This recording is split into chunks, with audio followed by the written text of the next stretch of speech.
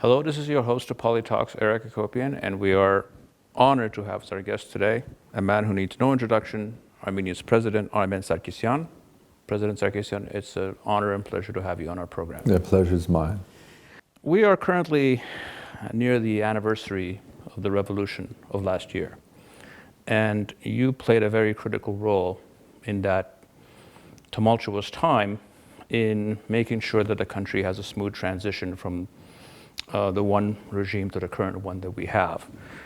What were your feelings and thoughts at that time? Because I am guessing you were concerned, you were hopeful. What was your thoughts at that time, and what was your role in making this transition as smooth as it, in hindsight, ended up being? Yeah, I'll try. Okay. I'm sure that you know very well that on the 9th of April, when I was inaugurated as the president, fourth president of the Republic, a new era started as well, because Armenia became a parliamentary republic.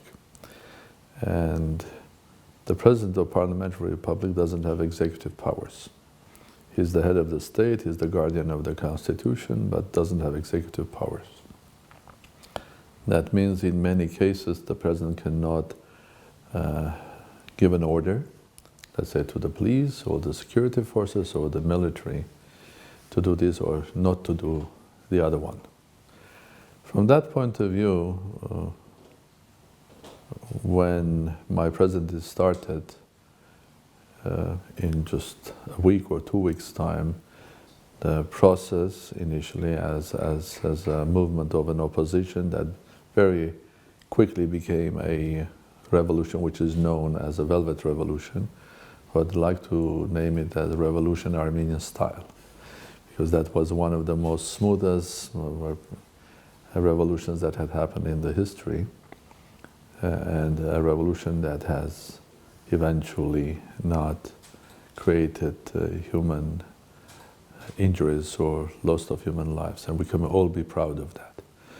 Emotions, those days, I was trying not to have emotions, because at the end of the day, someone had to be very sober, and someone that, specifically president, had to be very sober and cool and try to make everything possible to, if there's a transition, to make that transition smooth and without any drama, any life loss, which will be really dramatic.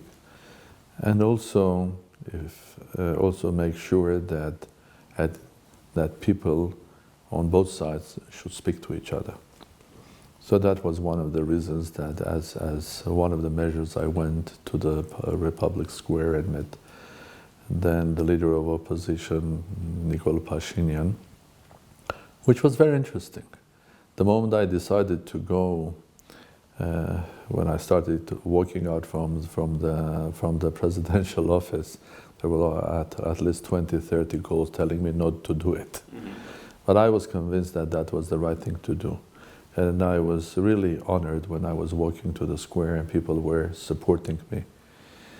And of course, those discussions with the future prime minister or the leader of opposition, surrounded by thousands of people, and we were basically shouting to each other's ear because there was a huge noise around.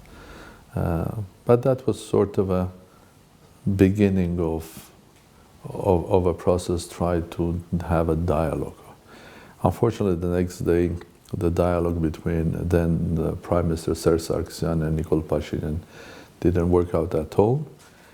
We know the history, I'm not going to tell you the history. But for me, the crucial point was that we were heading towards the 24th of April. And I would not only hate to have on the 24th of April confrontation between people and the state or the security forces. I think if that would have happened, we could, I think we should have forget about April 24 and genocide memorial days, because the whole world would see that Armenians on their most sacred day are fighting each other. Impossible, unacceptable, completely. So the motivation was to make sure that there is no physical confrontation, and second, that our nation on the 24th of April should rise again as a victorious nation. Because I consider 24th of April, Memorial Day of Genocide, for me it has two faces. Of course, it's the day that we all, together with the world, with the best part of the world, are remembering the victims of this horrible act, the genocide of Armenians in Turkey or Ottoman Empire. But for me also it has a second meaning. And that meaning is that we as a strong nation have proven to the world that there is no way that Armenians could be destroyed. Our spirit is strong, our body is strong, our culture is strong. We have restarted our life, and like Christ, we have risen from death. For me, 24th of April has now two meanings. It's a resurrection. Resurrection. And I think it's a day of victory as well somehow. The day of great tragedy, but again, a day that were proven to the whole world. And first of all, to those who were planning this horrible act, that there is no way that you can beat us. We are much stronger. We are one of the best. Well, I think we started with poetry. Now we'll move on to prose. I know you have been very active in promoting investments in Armenia. You're sort of the ambassador in many ways, reaching out to the business world. You're obviously very well known, very well connected on an international level. What are the promising sectors from a practical perspective, given the limitations the country has that we all know about? I'm not going to get into them. What are the practical sectors that are attractive in all the meetings that you've had for foreign investors to get involved in the Armenian economy? Let me try not to answer you directly to your question, because at the end of the day, if I will come with a list of attractive sectors, first of all, that will be nothing new for you, because anybody that knows Armenia a little bit can create his own list of what are the attractive sectors. I think for every and each country, when we are speaking about development or growth or future, first of all, you have to have a vision. And to have a vision about where we are and where we want to go, first of all, we have to have a vision or understanding where the world is moving. Then you cannot have your own vision where Armenia should be in 30 years' time or 40 years' time when you don't know where the world is going. You cannot go in different directions from the world. You can, but then you will fail. First, we have to understand where the world is moving for the next 30 and 40 years. What will be this world like in 30, 40 years? Which sort of a world our children and grandchildren will live in 30, 40 years' time. The moment we have clear understanding or a vision of the world, and this world today can be described in many ways. Some people describe them as a world of the fourth industrial revolution. I mean, accelerated the development of technology, technological equipment, or artificial intelligence, big data management. That's all true. And on the other side, I do believe that this is not even fourth industrial revolution. I believe that, in fact, I have a small theory that I would better call it our evolution, which is revolution, but it is rapid evolution. So there will be not the fifth industrial revolution, then the sixth, then the seventh, but there will be a rapid evolution because we will be changing and growing much more faster. Look at today's world. Where were we 30 years ago, or 50 years ago, or 40 years ago? If anybody 40 years ago would be told that it would be so easy, you will call your grandparent in Australia and have a video conference live, people would laugh at you and say, are you dreaming, or what? You are as a dreamer. That's the reality today. And what will be reality in 10 years' time, or that will be reality in 30. We have to clearly understand where the world is moving. The moment we understand where the world is moving, then we have to have our own vision, where we would like Armenia to put on that map. So what is that we're going to produce, sell, and what is we're going to buy, in the simple words. So the moment we have our own vision based on the world vision, then we can have a strategy. The moment we have a strategy, we can have a roadmap and a sort of a timetable what to do one after another. One of the things I'm glad you touched on the issue of vision, because in my experience, almost any great effort in the world today, whether it's a country, a nation, a national group, whether it's a company, it really comes down to what story do you have? And a vision is to tell your story effectively, a story that is attractive to the world. If you were going to put in a few sentences, what is the Armenian narrative at this moment, or the Armenia narrative at this moment? That is relevant to the world? Well, the narrative and vision, they are related somehow to each other. But the narrative or the image or the brand of our nation is also based on our history as well. So you can go and tell a story today, which will have a part of reality and a part of your vision. Mm-hmm. So you'll tell a story. Like you can go and tell that Armenia has a very strong IT sector, which is true, but not fully true, because at the end of there are other countries around that are developing IT sector, and we have to work very, very hard to develop our educational system. We have to attract foreign investment and know-how and knowledge. We have to bring big companies to the country that will have their joint ventures here within Armenia. This is one of the things I'm trying to do, especially in the sectors which are artificial intelligence, as you mentioned, or big data management, or high tech, or laser physics and its applications, and you name it. But then also there's a part that is based on your own history. At the end of the day, Armenians are known in many places of the world as very good citizens. You go to Middle East, anybody that you speak in Arab world will tell you that Armenians are very honest workers, we can trust them our lives, our family, our money.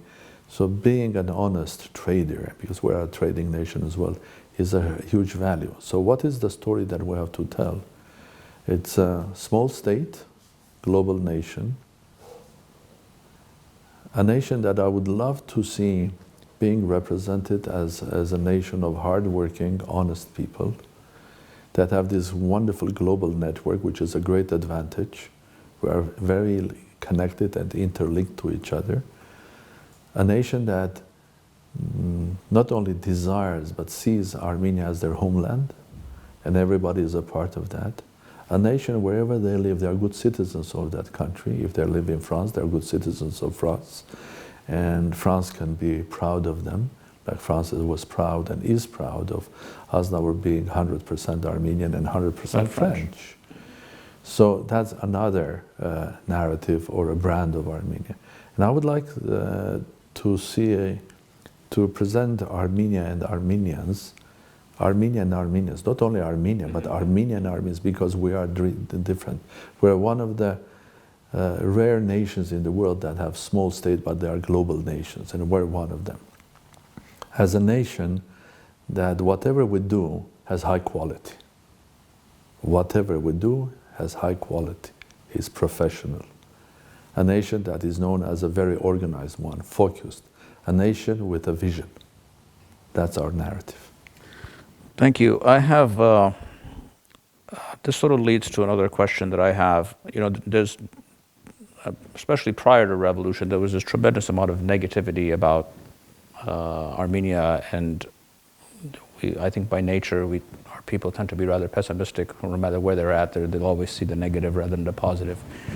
And I was reading something from the Armenian-American writer and poet Peter Balakian, and one of the things he said was that this generation of Armenians here and abroad are the wealthiest, most educated, best, most secure Armenians in the history of the world, in our entire history.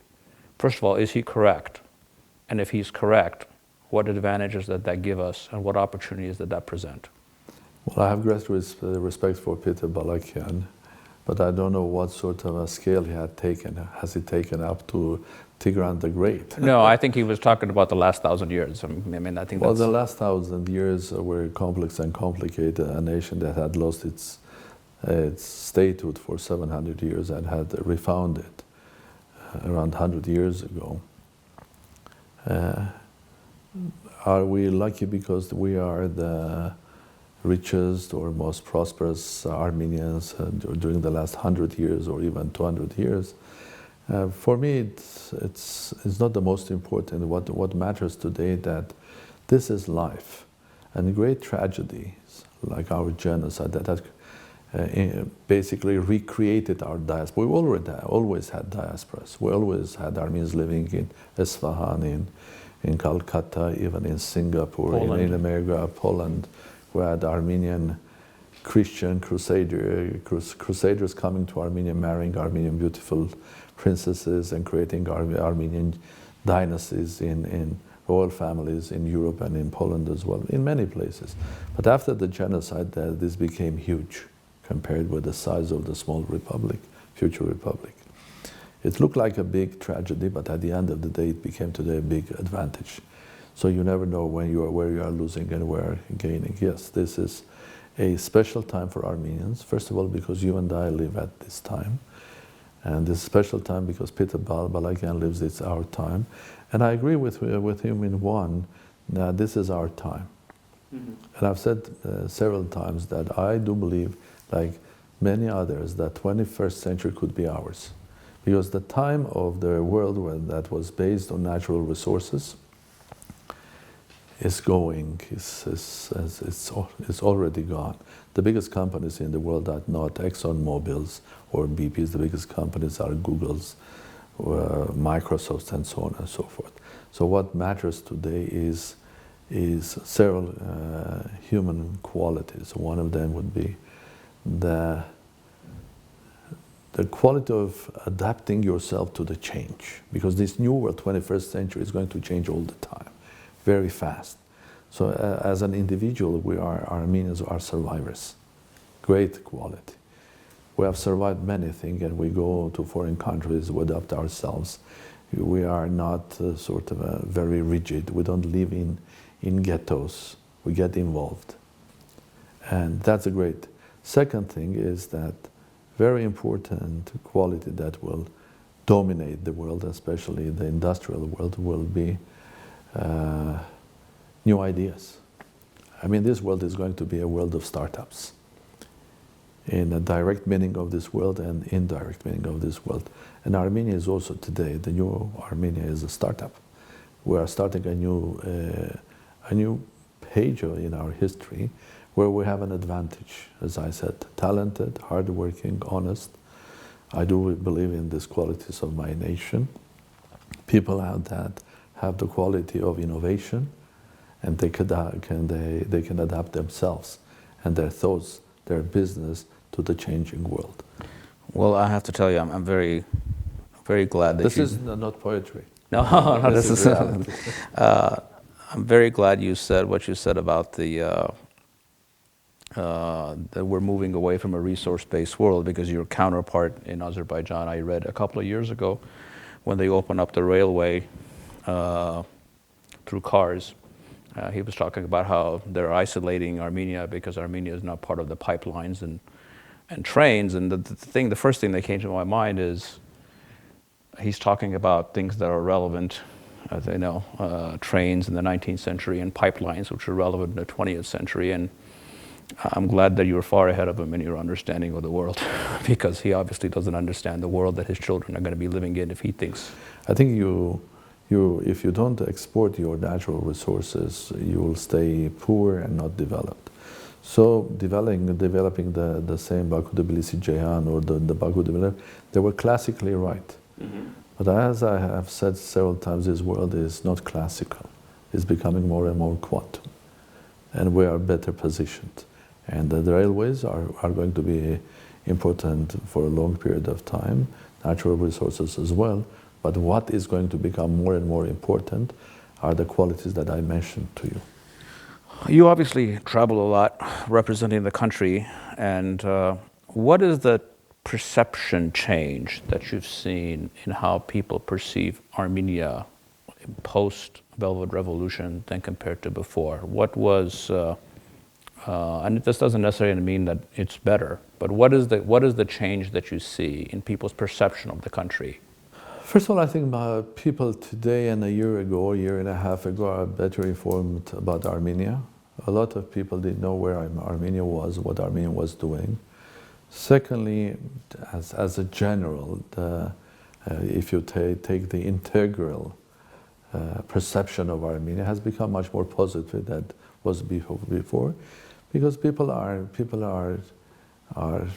learning what they see and what they were seeing on television or on the same BBC or Euronews or Fox or CNN. Was a country that has done a change, a dramatic change in a very civilized way, a nation that has given an example to the world that when there are values like the value for our nation of the memory of genocide, then we're all united and doesn't matter what we are. We don't fight those days. And that was added to the old sort of a perception or the model of an Armenian, as I told you. So wherever I travel, of course everybody is, a lot of the people that I meet there, some of them are friends. So I know them, I knew them before being them politicians or business leaders. And for me it's difficult to judge because a year and a half ago I was not the president, just an Armenian with a history of my own life.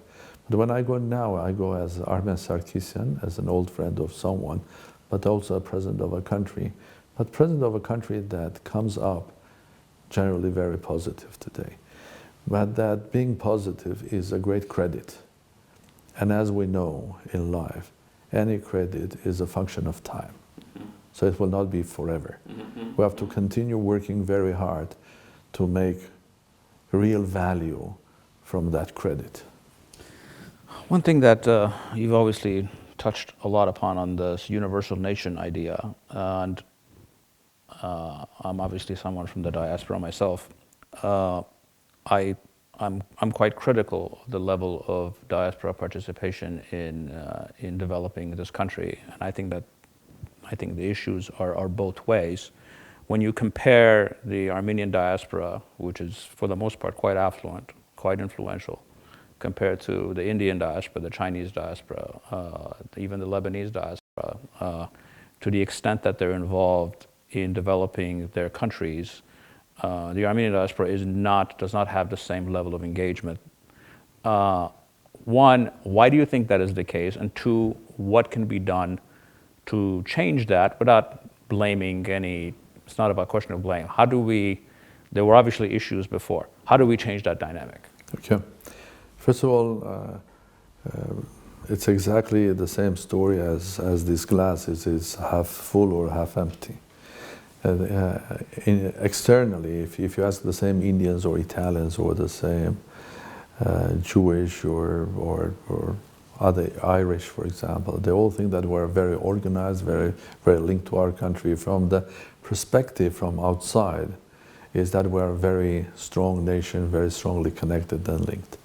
When you take the perception from inside out, we are, as you said, a lot of us are complaining, we are divided between Armenians in Armenia and diaspora. What is the way forward?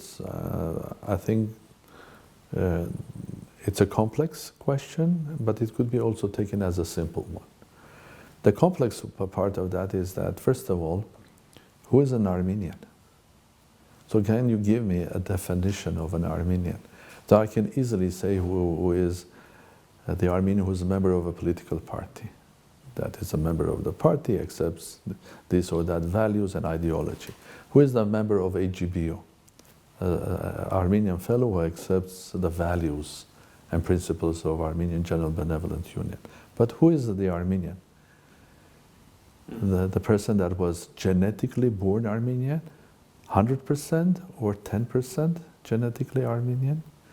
A person that speaks Armenian, shares the values, is an Armenian that doesn't belong to Armenia's Apostolic Church Armenian again? is there a possibility that we'll think that the person who was genetically Armenian or from his family Armenian but is Buddhist, is he an Armenian or not? It looks at sometimes a stupid question, but that's a basic question that I ask people, and I get all different answers to that. The moment we identify who we are, then the next question will be, where are we going? What are we fighting for? So it looks complex, philosophical, but I think it's very important to address these simple questions. On the other side, personally, I don't believe that we have to divide ourselves to Armenians from Armenia or living in Armenia or this republic or Republic of Artsakh, or those who live abroad, and we call them Diaspora in Armenia, for a simple reason. First of all, I don't agree that it's a reality, and in order not to make it more sophisticated, I'll take the family history of my family. On my father's side, my grandfather was from Erzurum, and he had 7 children. So he had a classical Armenian destiny, leaving his homeland, because you know what happened, moving first to Russia, and from Russia moving to Iran, although he didn't have anything to do with Iran, because he moved to Russia because of the genocide. He moved from Russia because of the Bolshevism. He came to Iran, and from Iran, he had 7 children. My father was the one that came back to Armenia in 1946. So I have relatives all over the world. I mean, from Australia to Canada. Are there less Armenians than I am? No. Some of my cousins have returned back to Armenia, and some of them as patriotic or even more than I am. So it was just an accident or a decision of my father to come back in 1946 as a young architect and to serve his country here. The others stayed there.